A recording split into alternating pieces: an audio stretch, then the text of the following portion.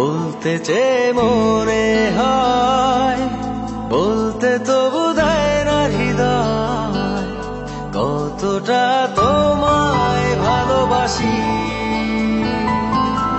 চলতে গিয়ে মনে হয় দূরত্ব কিছু নয়, তোমারই কাছেই ফিরে আসি।